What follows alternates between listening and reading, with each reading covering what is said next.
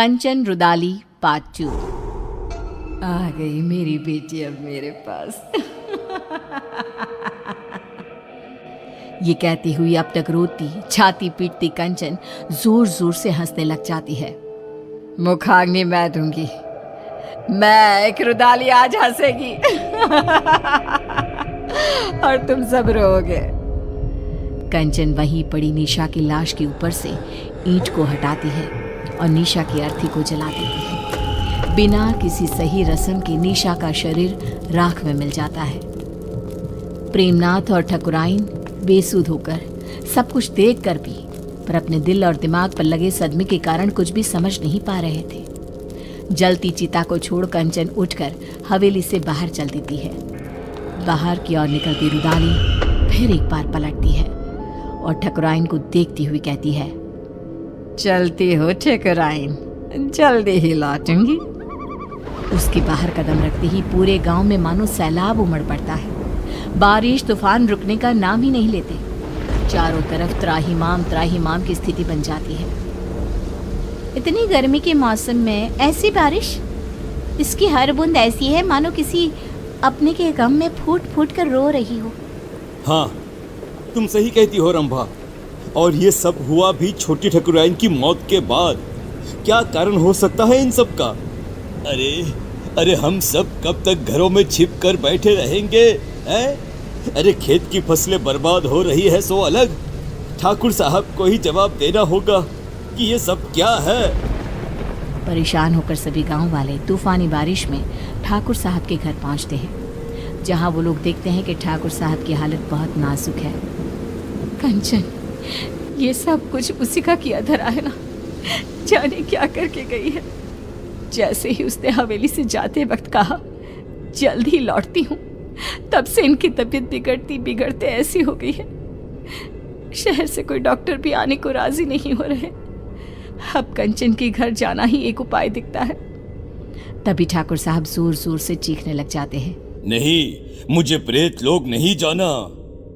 अरे ठकुराइन, देखना ये तेरी बेटी को क्या हो गया है। मुझे साथ ले जाएगी ऐसा कह रही है।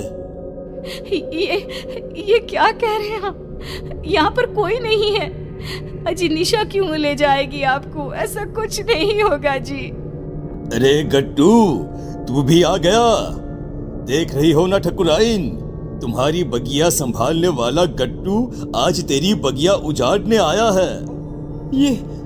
ये तो बहुत बुरा संकेत है ठकुराइन। ठाकुर साहब को सब मरे हुए लोग दिख रहे हैं। अरे जिस दिन हमारी निशा मरी थी उसी रात गट्टू भी मरा था। मरे हुए पति को छोड़ फिर भी कंचन ठाकुर साहब की बेटी को रोने आ गई। अजीब सा नहीं लगा सुनकर? क्या वो रुदाली गट्टू की पत्नी है? ये सब क्यों हो रहा है? इसका जवाब बस वही दे पाएगी। हाँ ठकुराइन, और हमें एक बच्चा होगा, ये सपना भी गट्टू की पत्नी को ही आया था, जबकि हमारे वंश को तो श्राप था, श्राप। तेज बारिश में सभी भीगते भीगते रुदाली की कुटिया के बाहर पहुंचते हैं। तेज बारिश में बाहर औरतें काले कपड़े में अपने बालों को खोले अपने घुटनों पर बैठी जोर जोर से अपना सर घुमा रही थी। आएगा आएगा गया रे गया रे, आएगा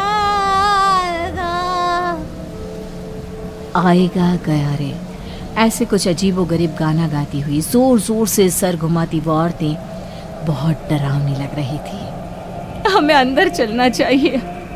सभी दरवाजा खटखटाते हैं पर कोई दरवाजा नहीं खोलता। तोड़ दो दरवाजा। हाँ, तोड़ दो दरवाजा।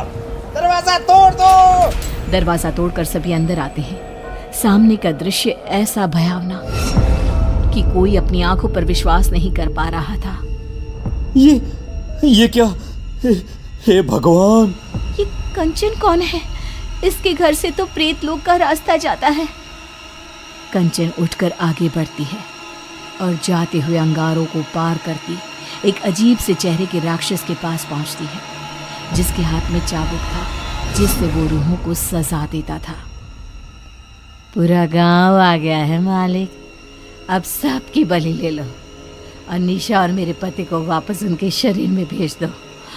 दोनों के शरीर को संजो कर रखा है मैंने। ये निशा बिटिया का शरीर तो सबने जलते हुए देखा है, तो रुदाली के पास शरीर कैसे है? ये क्या राज है? रुदाली गट्टू और निशा के शरीर को सबके सामने रखती है और कहती है, निशा मेरी बेटी थी, मेरी इकलौती बच्ची, जिसे मेरे पति ने ठाकुर साहब को सौंप दिया था, क्योंकि आप कभी मां नहीं बन सकती थी। बोले ठकुराइन, सच है ना ये? आप लोगों के पैसे के आगे मेरी ममता का गला घोट दिया गया। जिस दिन गट्टू ने मुझे बताया कि मेरी बेटी आपके घर जाने वाली है, मैंने उसी दिन से प्रेत लोक को अपना घर बना लिया था। पर मैं तो मां बनी थी, मेरे शरीर में सभी लक्षण थे, यह कैसे हो सकता है?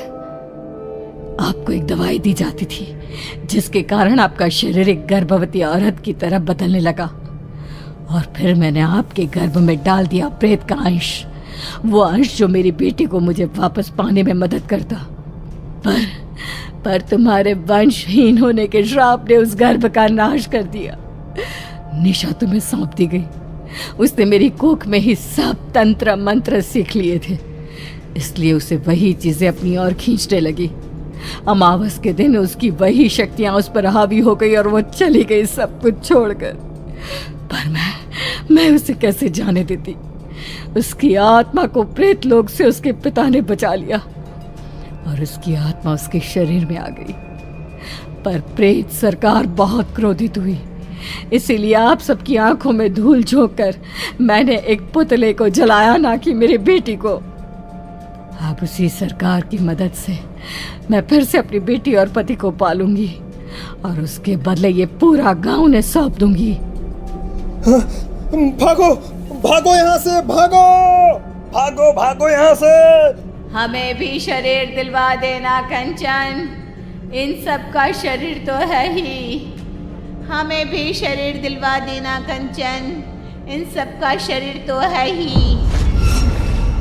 आज कितने ही साल बीत गए, गांव अब आत्मा और प्रेतों के नाम से जाना जाता है। इतने मुर्दों में रह गई है जिंदा तो बस कंचन।